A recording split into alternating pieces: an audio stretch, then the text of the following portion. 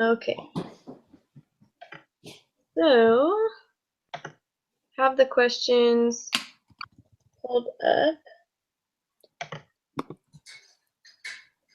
So the first question is, what can you learn from the Lord's example of planning with a purpose?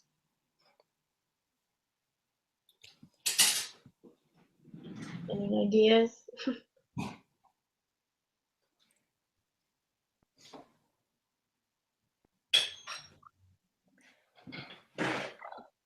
I just think that if you go to the scripture in Luke, it kind of talks about how, in verse 29 it says, after he hath laid the foundation and is not able to finish it, all that beholdeth begin to mock him. Mm-hmm. And so I don't know, that just kind of made me think about if we go into something without a purpose, if we don't have that plan, then it might be a good start, but we might not be able to finish it as we would hope, or it might just come to fall apart, especially like if we do relate it to our interventions and things like that in our profession, then it won't be as successful as it could have been if we went through the whole planning process. And so I don't know, I just think that gives an example of how it's important to plan the whole thing, not just plan the beginning and then say, okay, we'll see where it goes from here. Mm-hmm. Definitely. Yeah, I kind of like, just after reading the stuff in the handbook, I was kind of thinking about this, and everything in the handbook kind of goes exactly with how we line everything up with planning, and how you're supposed to be planning things with a purpose for the benefit of the people that you're having this activity with. And I just think that's a really good thing to always keep in mind, just because even if you plan something, if you're not planning it specifically for the people that are going to be participating, then it's like, what's the point of even planning? Yeah, I think that's really important too, to keep the audience in mind. Mm-hmm. Mm-hmm. Okay, anything else on that? Not offhand. Sorry, like my internet's been really weird tonight, so I might end up like yeah. If my internet keeps crapping out, I might end up bailing. We'll see. Okay. Well, let's move on to the next question then. So how does need, purpose, and resource relate?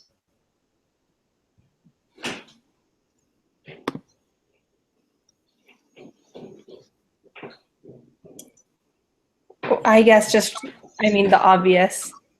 You have your need, you know what the needs of the people are, or hopefully you do. Mm-hmm. Mm-hmm. Plan with a purpose to meet those needs. And in that process, making sure that you have the resources that are needed to carry out that activity or intervention, or whatever it is that you're doing to fulfill the purpose and to fulfill the need. Yeah, I was kind of thinking those same things, like you start with a need, and because of that need, then you have purpose in whatever it is that you're doing or planning. And then the resource, I kind of thought about how everything that we plan and like outlines and treatment plans that we make all are backed up by research, and like all the interventions that we have are backed up by multiple resources that confirm that those things are actually beneficial and will create a good experience that people will be able to learn and grow from. And so that's kind of like what I thought of when I saw resource, was just like all the background, like the substance behind it, like why it's actually a good thing. Yeah, like knowing how and why these treatments work for those clients. Yeah. Again, oh, sorry, did I cut you off? Oh, no, you're good. Mine's going in and out a little bit too, so it sounds like a pause, so I start talking, but just cut me off anytime. But it says specifically in the handbook as well that regarding this, that careful planning is necessary to ensure that activities accomplish gospel-centered purposes and meet the needs of those who participate. So if we are careful in our planning, then we will have that strong purpose for what we're doing that will meet the needs. Then it goes on to say that everything is under the direction of the bishop and the bishopric, and that they can delegate as needed. And so I think that is something we can remember, is that we can use others as resources to help us out. We're not just on our own, whether it is planning like church activities or interventions or anything like that. We're never on our own. We can always ask for help.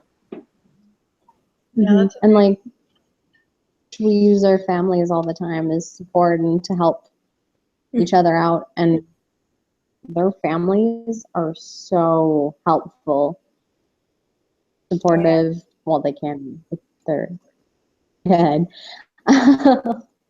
Yeah, like having that support system for your clients and incorporating them in interventions can be really beneficial. Yeah, that's a good point too. Like, not even necessarily just relying on the facts or the stuff that we find in articles, but just the people that are experiencing it with you or are overseeing what you're doing can be a huge resource and like help to planning. And community resources as well, taking advantage of what's around us. I think we can use what's around us to plan and make sure that we incorporate it in a way that will meet the needs. Yeah, that's true. Even like facilities and parks and stuff like that can be used as resources. And like in church, we have the gym that was set aside specifically for recreation within the church. And I guess resources come in all different shapes and sizes.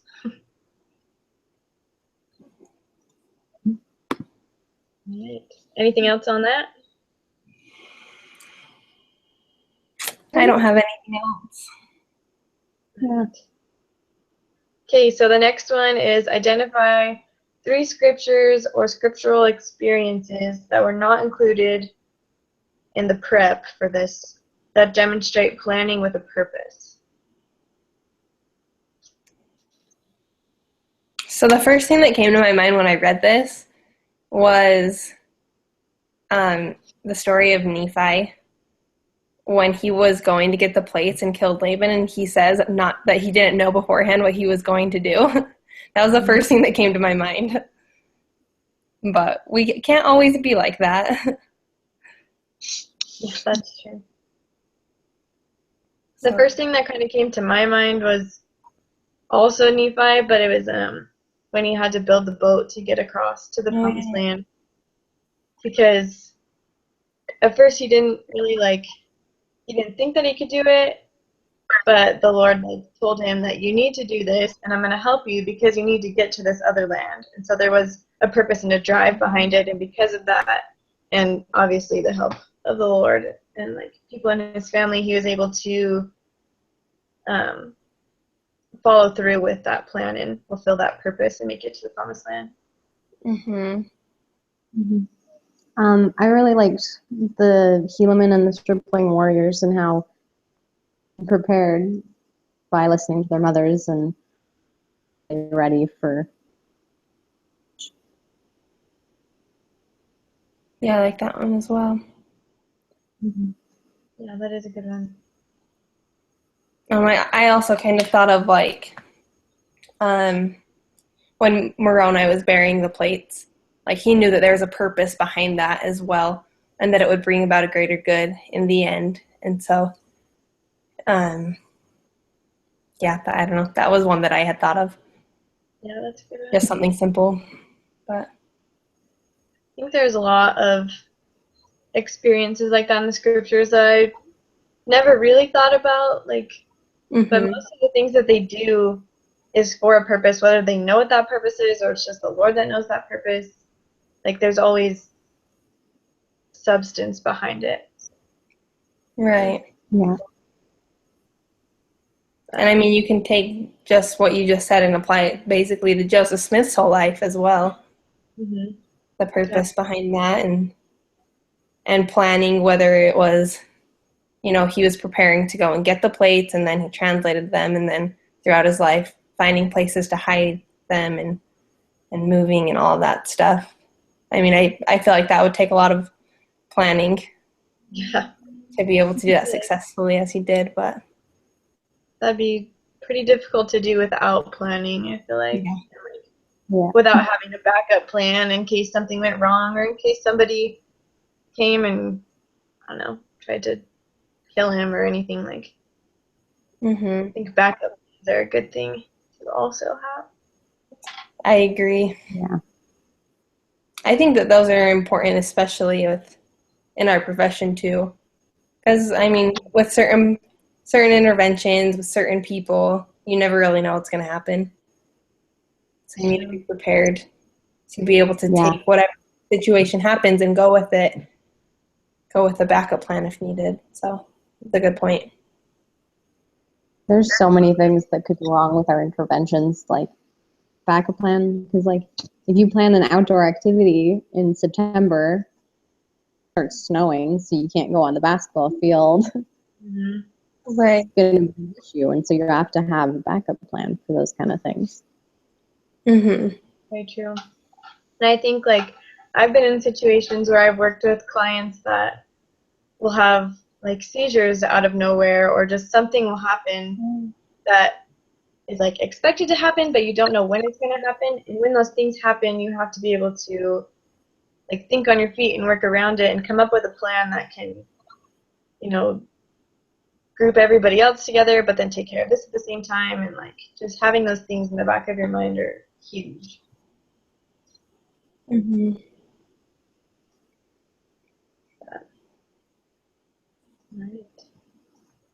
Well, do you guys have any other inputs or any other thoughts about things that you're reading?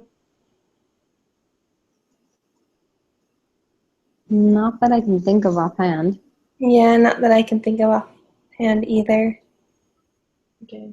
But yeah. I think I said this at the beginning, but I just think it's cool. Like, as I was reading everything, that everything in the church handbook, like, lines up so well with the purpose and utilizing our resources and keeping others in mind while we're making up activities or trying to plan for activities, and having a variety of them and so they're not bored. I just think that's really cool that this lines up so well with what's taught by the gospel.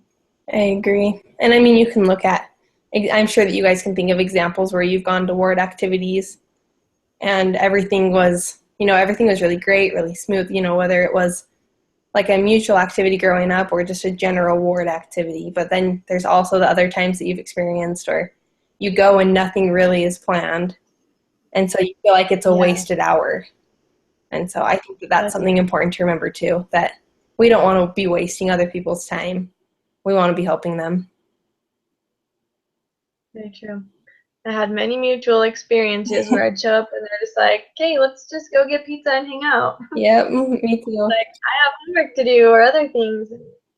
It is a waste of time if you don't put the effort into planning something meaningful. And people can tell that too. I don't know if you've looked at the what if assignment for this week. Not yet. And so I looked at that today or yesterday, something like that, but it has some situations and it says, how would you feel if you were the client? And the first one is like the therapist like planned everything out, everything that was needed was there, and there was a purpose behind what they were doing. And then the second situation was something like the therapist shows up and just says, okay, we're going to go for a walk, basically, and nothing was planned. And so the question was, as the client, how would you feel in those, comparing those two situations? And so, and then that's immediately what I thought of was those times when nothing has been planned. And it felt like there was so much more that I could have been doing in that hour that would be more helpful than just, all right, let's see what happens type of a thing. And so I think that that people can tell when you put the effort into trying to help them. They can tell when you genuinely do want to help, and they're more likely to be compliant and go along with that as well. Be more cooperative, I think. Yeah, very true. Super true. But All right. Well, looks like Alex's internet cut out. yeah. Poor girl. All right. Well, if you don't have anything else, then Okay. I don't have anything else, so we can call it good. Okay. Sounds All right. good. See ya. Yeah, have a good night. You too. Bye.